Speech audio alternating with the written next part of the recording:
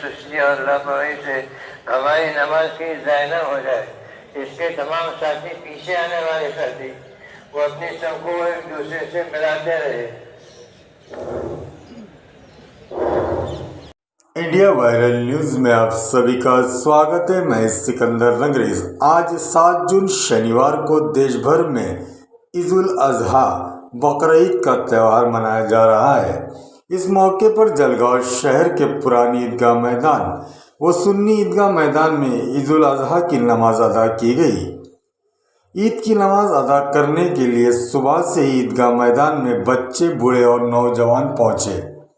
ईद की नमाज सुबह 7:45 बजे अदा की गई। नमाज के बाद मौलाना उस्मान कासमी साहब ने देश में अमन सुकून के लिए दुआ मांगी।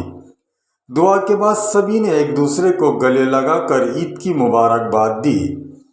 ईद की नमाज के लिए पुलिस प्रशासन की ओर से पुख्ता इंतजाम किए गए थे। पहली तस्वीर पुरानी ईदगाह कब्रस्तान मैदान की है और दूसरी सुन्नी ईदगाह मैदान सुप्रीम कॉलोनी की है। आप देखते रहिए इंडिया वायरल न्यूज। हमारे चैनल को लाइक, शेयर, सब्सक्राइब जरूर करें। ईदगाह के तीनों गेट के ऊपर मसाजिद के चंदे के लिए भी लोग आए हैं। उन्होंने भी दरखास्त की है कि भाई ऐलान कर दो, जाते वक्त कुछ न कुछ जो है मस्जिद का चंदा देते जाए।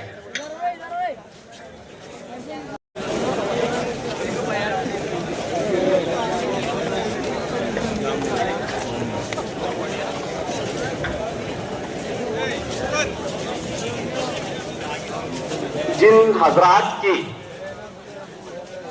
ईद उल अजहा की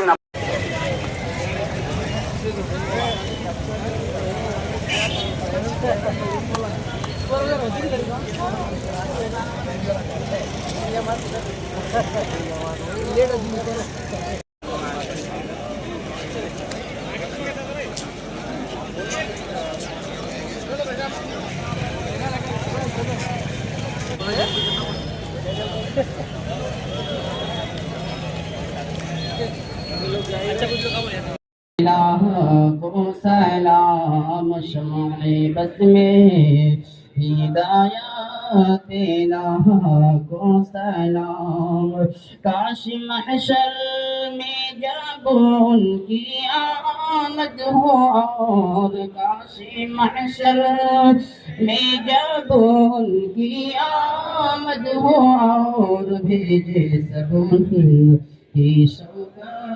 तेरा को सलाम। मुस्तफा ने रहमा तेरा को सलाम। शमाए बस में हिदायत। अल्हम्दुलिल्लाह, हमारे सबकी जानिब से आज सबको ईद उल अजहा की मुबारकबाद हो। जलगांव शहर, जिला, महाराष्ट्र और पूरे इंडिया के मुसलमानों को। और अल्लाह से इस वक्त यही दुआ है कि अल्लाह ताला हमारे जो गाज़ा में, फ़लस्तीन में हमारे मुसलमान भाई परेशान है, अल्लाह ताला उनकी मदद करे। साथ ही इस वक्त ये भी दुआ है अल्लाह से कि अल्लाह ताला ये जो काला कानून वक्फ का लाया है इसको रिजेक्ट करे। और सभी भाइयों से दरख्वास्त है कि अपना ईद उल अजहा का त्यौहार अपनी अपनी खुशियों के साथ मनाए और किसी दूसरे हमवतन भाइयों का इसमें ये ना हो, दिल ना दुखे, इसका ख्याल रखे। फिर एक बार मैं सबको अपनी ओर से और अपने दोस्त अहबाब की ओर से दिल से ईद की पुरखुलूस मुबारकबाद देता हूँ। शुक्रिया। अल्हम्दुलिल्लाह, ये अल्लाह का शुक्र एहसान है कि एक मरतबा फिर हम इस मैदान में अल्लाह के हुजूर ईद उल अजहा के मौके पे हाजिर हुए। बहुत एहसान करम ये त्यौहार याद दिलाता है हज़रत इब्राहीम अलैहिस्सलाम की वो कुर्बानी कि अल्लाह की राह में अगर ज़रूरत पड़े तो अपनी औलाद को कुर्बान करो। आपने इरादा किया, हज़रत इस्माइल के गले पर छुरी रखी और अल्लाह की कुदरत से वहाँ दुम्बा आया और अल्लाह ने कहा कि इब्राहिम की कुर्बानी हमें मंजूर है, इस इम्तिहान में तुम पास हुए। अल्लाह को यह इतनी पसंद आई कि अल्लाह ने ता क़यामत तक मुसलमानों को हज़रत इब्राहिम की इस कुर्बानी की सुन्नत को अदा करने का हुक्म दिया। उसी के तुफ़ैल में आज हम उसी की याद में अपने अल्लाह की रज़ा के लिए अपनी कुर्बानियाँ पेश करते हैं। ये अमल सिर्फ ये नहीं है कि आपने एक बकरी काटी और बस खा पी के आपने हाथ धो लिए, बिल्कुल नहीं। अल्लाह की राह में कुर्बानी देने की ये ट्रेनिंग है कि अगर आपको अल्लाह की राह में मजीद कुर्बानी देनी पड़ी, अपने जानो माल की कुर्बानी देनी पड़ी, आप किसी गरीब को देखें और आप उसको पैसा न दे पैसा होकर, ये कुर्बानी से यही सीखा जाता है अपनी अजीज चीज़ को लोगों के अंदर, मुस्तकीन के अंदर अल्लाह की राह में खर्च करो। अल्लाह की राह सिर्फ मस्जिद और मस्जिद के बाहर आना ये रास्ता नहीं है। अल्लाह की राह वो तमाम मसाइल को हल करने की है जो उसके बंदों के सामने पेश आते हैं। कोई मुसीबत में है उसकी तरफ बढ़ो, उसकी मुसीबत दूर करो। कोई बेवा है उसके सर पे हाथ रखो, यतीम है उसको जो है तो मतलब मदद करो। ये कुर्बानी का त्यौहार हमको ये सिखाता है। हमारे गैर मुस्लिम भाई ये समझते हैं कि हम एक जानवर की कुर्बानी देते हैं और पार्टियां करके खा पी के हम फ्री हो जाते हैं, वैसा नहीं है। हमारे गैर मुस्लिम भाइयों को भी हम कहना चाहते हैं कि ये कुर्बानी हमको जज्बा सिखाती है अपने दीन के लिए, अपने मजहब के लिए, अल्लाह की राह में।